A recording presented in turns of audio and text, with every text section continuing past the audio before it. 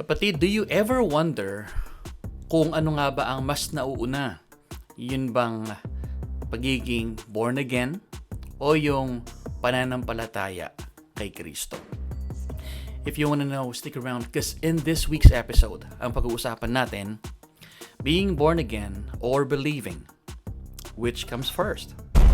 That's coming up here on Pursuing the Savior.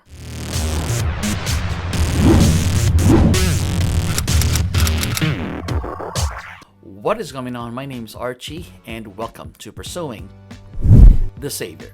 I'm a pastor and a writer, and I have a passion for helping people understand the Bible and find their way back to God. And that's what this channel is all about. If you're new to this channel, please consider subscribing and hit that little notification bell so you won't miss a thing. And if you're watching on Facebook, don't forget to like or follow our official Facebook page, Pursuing the Savior. Let's get started. Within Christianity ay maraming mga doktrina na kung saan ay hindi nagkakaisa ang mga Kristiyano.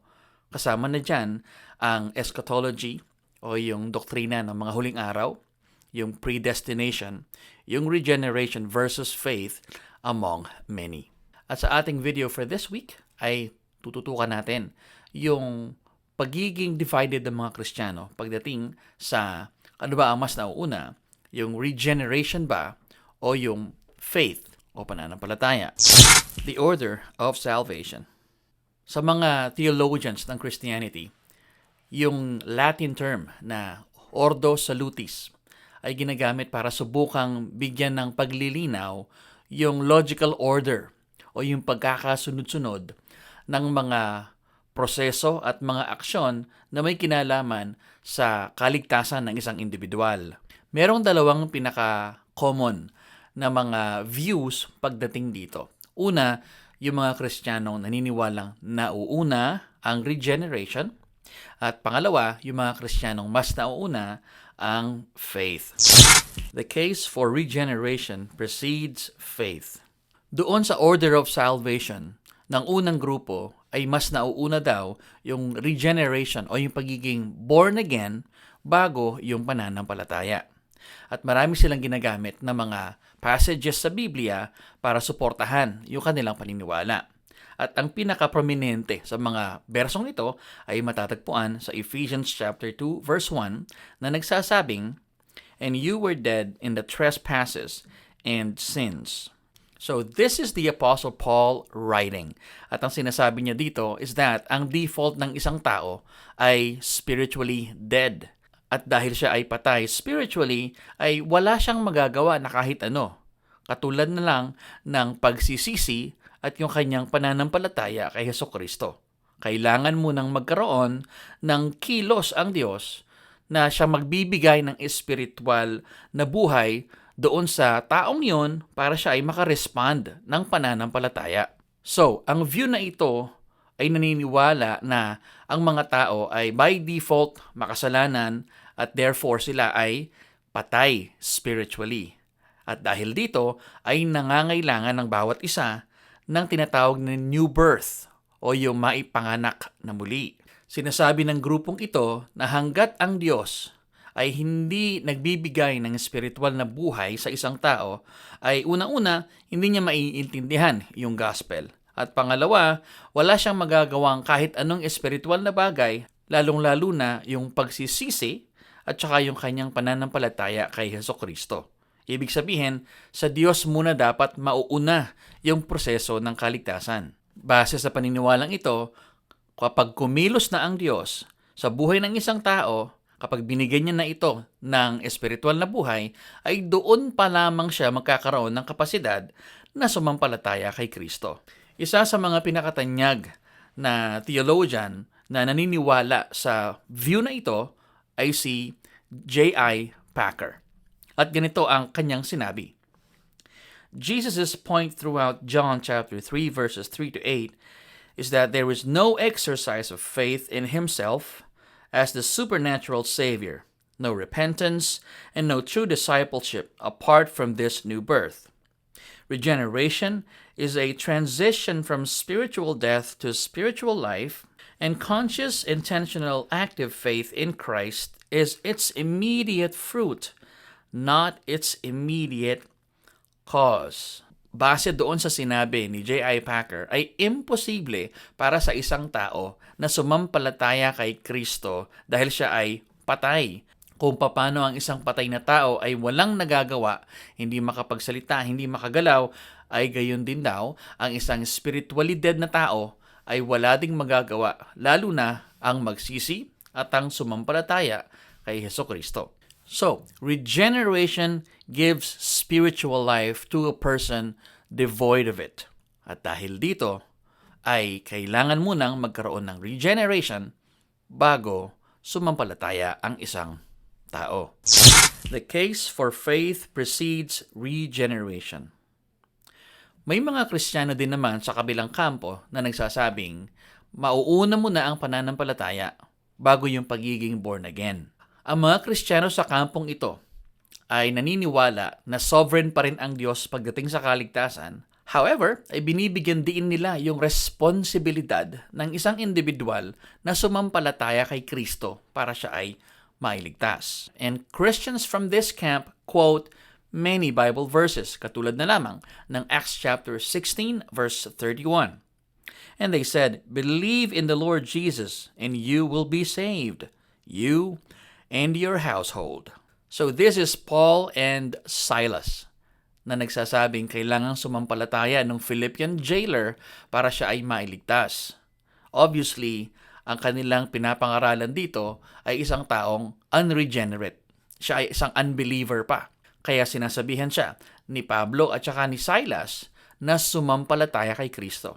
And when he does, ang pangako ng dalawang ebanghelista na ang taong ito ay maliligtas.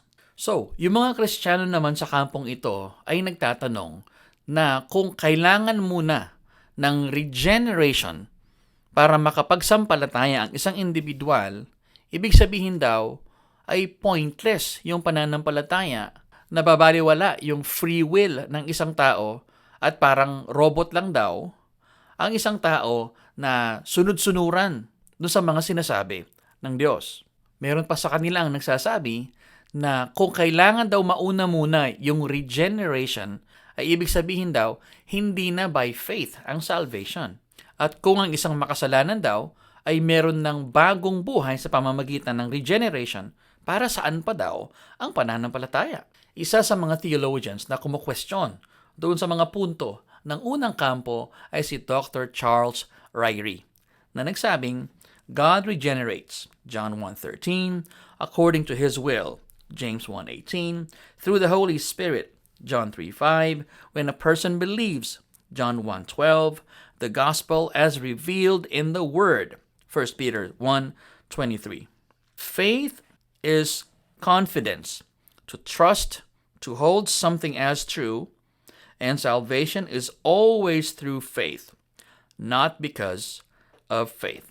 Para sa mga tao sa ikalawang kampo, ang pananampalataya ay isa lamang channel or daanan ng isang tao para matanggap niya ang grasya ng Diyos na makikita natin sa Ephesians chapter 2 verses 8 and 9. Sabi nila, in this case, the new birth is not affected by human free will. And they also say that regeneration is an act exclusively performed by God at wala daw nangyayaring partnership within God and man pagdating dito. Faith is simply a response to God's call. They also quote John chapter 1 verse 12 where the Bible says, "But to all who did receive him, who believed in his name, he gave the right to become children of God." Ayon sa mga Kristiyano sa ikalawang kampo, ang isang tao daw ay nagiging anak ng Diyos pagkatapos lamang niyang tanggapin yung alok na kaligtasan ni Kristo at sumampalataya sa Kanya. Therefore, if this interpretation is correct, then faith does precede regeneration. In conclusion, mga minamahal, ang topic na ito ay napakainit para sa magkabilang kampo. At ito ay pinag-uusapan na, pinagdidebatihan na ng maraming mga theologians sa magkabilang panig daang-daang taon na ang nakalilipas. And I don't think na ang video natin for this week ay magiging solusyon para magkaisa ang lahat ng Kristiyano pagdating dito. Posible ba na kung bakit tayo ay hindi nagkakasundo pagdating sa doktrinang ito, ay nais ng Diyos na ito'y manatiling isang misteryo at siya lang ang nakakaalam at ihahayag lang niya ang katotohanan pag tayong lahat ay nasa langit na. As for me, I believe that God is sovereign in our salvation. But I also believe that we are responsible to respond to God's call with repentance and faith. But I will say this. This is a non-essential issue. Ibig sabihin, ako bilang isang mananampalataya ay irerespeto ko ang sino mang Kristiyanong merong ibang pananaw kumpara sa aking pinaniniwalaan. And I think it's good to be reminded of what a 17th century theologian said. Si Rupertus Mildenius na nagsabing, in essentials, unity. In non-essentials, liberty. And in all things, charity.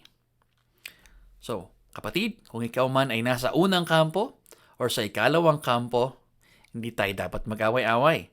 Tayo ay magkakapatid at nais ng ating Diyos Ama at ng ating Panginoong Hesus at ng Banal na Espiritu na tayo ay magkaisa. I hope kayo po ay may natutunan sa ating video for this week. Napaka-theological po ng ating topic, but I hope you found some value in this video. And if you did, so huwag niyo pong kalimutan na mag-subscribe sa ating YouTube channel and follow our official Facebook page. And with that, my friend, I'll see you on the next one.